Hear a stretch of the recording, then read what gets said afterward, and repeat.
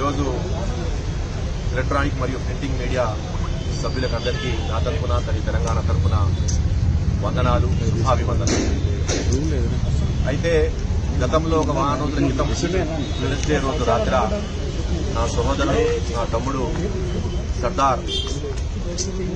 సర్దార్ విశాటి నగర్ వాసి చనిపోవడం జరిగింది. అది యాక్సిడెంటల్ డెత్, సూసైడ్ అని పోలీసు దానిపైన విచారణ చేస్తుంది. అయితే ఏది ఏమైనప్పటికీ సర్దార్ మరణం నా ఆత్మను, నన్ను చాలా శోభించే విధంగా చేయడం జరిగింది. ఎందుకంటే సర్దారు నాకు చాలా దగ్గరవాడు. సర్దార్ తమ్ముడు నాకు చాలా మిత్రుడికైనా, ఒక తమ్ముడికైనా ఆత్మీయ బంధమున తమ్ముడు నా సర్దార్. అయితే ఆ రోజు జరిగిన వెంటనే నాకు తెలవగానే సర్దార్ ఇట్ అయింది, నీలిమా హాస్పిటల్ తెలవగానే వెంటనే యాక్చువల్ గా నాకు సైనాస్ సంబంధించి ఆపరేషన్ కోసం డాక్టర్తో అపాయింట్మెంట్ తీసుకుని విజయ డయాగ్నోస్టిక్ సెంటర్ లో 6 టెస్టులు చేయించుకుంటుంటే వెంటనే నాకు తెలిసింది సర్దారు నీలిమా హాస్పిటల్ ఇంటికి మీద పడిపోయాడు. నీలిమా హాస్పిటల్ తీసుకుపోయిన తెలవగానే వెంటనే నేను బయలుదేరిపోయాను. విజయ డయాగ్నోస్టిక్ సెంటర్ పంజాగుట్టలో టెస్టును ఆపి కూడా నేను బయలుదేరగానే అప్పుడు వెంటనే అక్కడ తెలిసింది ఏంటంటే 5 నుంచి 10 నిమిషాలలోనే సర్దార్కు దగ్గర కొంతమంది అతన్ని చనిపోయారని డిక్లరేషన్ ఇచ్చారు.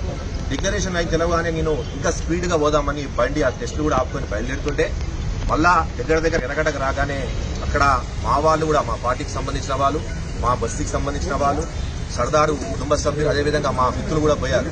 అన్నా నన్ను రాక్, ఇక్కడ పరిస్థితి చాలా అయోమయంగా ఉన్నది.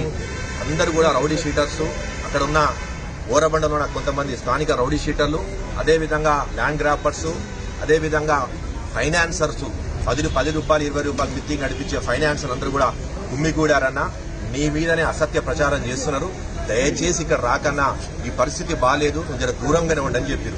నేలే అట్లేమున్నా పర్వాలేదు, నేను వస్తాను నా తమ్ముడు కూడా చూడాలి, ఎందుకంటే చనిపోయారని చెప్పింది చివరి చూపైనా చూడాలి, నా తమ్ముడు కోసం సర్దార్ కోసం వస్తా అంటే వద్దన్నా అని చెప్పడం జరిగింది. అప్పటికి నేను దగ్గర పోయడం ప్రయత్నం చేసిన, కానీ అసాంఘిక శక్తులందరూ కూడా అక్కడ చేరుకొని నన్ను రానియకుండా మొత్తం అడ్డుకునే ప్రయత్నం చేశారు. అదే లా అండ్ ఆర్డర్ కంట్రోల్ ఉండాలని చెప్పి వెనకదగ్గాను. అదే సమయంలోనే ఒక కొత్త వాతావరణం సృష్టించి స్థానిక ఎమ్మెల్యే మాగంటి గోపీనాథ్ ఆ యొక్క ఆత్మహత్యను, లేకపోతే యాక్సిడెంట్ తెలియదు కానీ దాన్ని మొత్తం చిత్రీకరించి శవ రాజకీయాలు చేసే విధంగా సర్దార్ మరణానికి నేనే కారణం అన్నట్టు సృష్టించడం జరిగింది. అప్పటికి కూడా మళ్ళీ అక్కడి నుంచి బాడీని తీసుకోపోనీకుండా మీరు చూస్తే టీవీలో క్లిప్పింగ్ క్లియర్ కనబడుతుంది.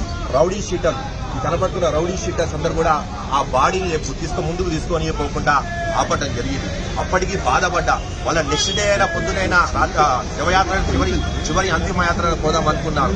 అక్కడ కూడా మోనీకుండా వాళ్ళు మొత్తం వాతావరణం, ఒక భయానక వాతావరణం, బోరబడ్డ ఒక భయానక వాతావరణం చూపించారు. అదేవిధంగా ఎవరు చివరికి దేవ్యాడికైనా పోదామని, చివరి అంతిమ నమాజ్కైనా పోదామనుకుంటే రానియకుండా ఒక భయానక వాతావరణం సృష్టించి క్లియర్ గా స్లోగన్స్ ఇస్తున్నారు. వాళ్ళు స్లోగన్స్ ఇస్తున్నారు. బాబా జాన్ కా బద్లా జాన్ లింగే, తేరీ జాన్ నహీ చోడేంగే అని పెద్ద స్లోగన్లు ఇవ్వటం, రౌడీ చీటర్ అందు ఒక గుమ్ముగూడటం, ఒక భయానక వాతావరణం సృష్టించడం జరిగింది. దానికి అప్పటికి భయపడి అక్కడ లా అండ్ ఆర్డర్ ఇబ్బంది కలవద్దని చెప్పి నేను దూరం అయిపోయాను. దాంట్లో భాగంగానే మా ఇంటిపైన, అక్కడి నుంచి మా ఇంటిపైన దాడి చేసే ప్రయత్నం కూడా చేశారు. మా ఇంటిపైన, ఎందుకంటే రోడ్ సైడ్ లో మా ఇల్లు ఉంటుంది కాబట్టి ఇంటిపైన దాడి చేసే ప్రయత్నం కూడా చేశారు. అప్పటికి అక్కడ కుట్ర పన్ని నన్ను చంపుదామని కూడా ప్రయత్నాలు చేస్తున్నప్పుడు మా బిల్డింగ్ లాగా చేసి చంపుదామనే ప్రయత్నం చేశారు. ఏది ఏమన్నప్పుడు కూడా సర్దార్ నా తమ్ముడి లాంటి వాడు చనిపోవటం చాలా బాధాకరమైన విషయం. ఆడ చివరి చూప కూడా చూడకుండా దుష్ట రాజకీయాలు మాగంటి గోపీనాథ్ చేయడం జరిగింది. ఎందుకంటే దాదాపు సర్దార్ కు నాకు విడలియంది బంధం. అయితే నా తమ్ముడి చివరి చూపని చూడకుండా కుట్ర రాజకీయాలు, శవ రాజకీయాలు చేయటం చాలా బాధాకరమైన విషయం.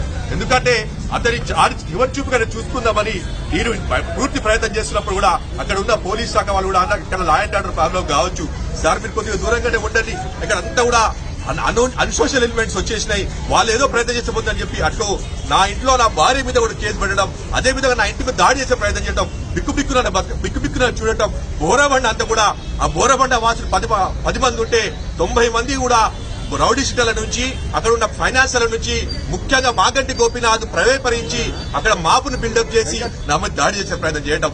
ఇది ఏమో దాడిగా సిద్ధంగా ఉన్నా కానీ చివరిగా నా తమ్ముడు సర్దార్ యొక్క చివరి చూపు చూద్దాం కూడా నన్ను చివరి చూపు చూడనీయకుండా చేయడం జరిగిన బాధాకరం ఉంది. చివరిగా ఆత్మహత్య కాదు ప్రమాదశాతం కింద పడ్డాడని చెప్పి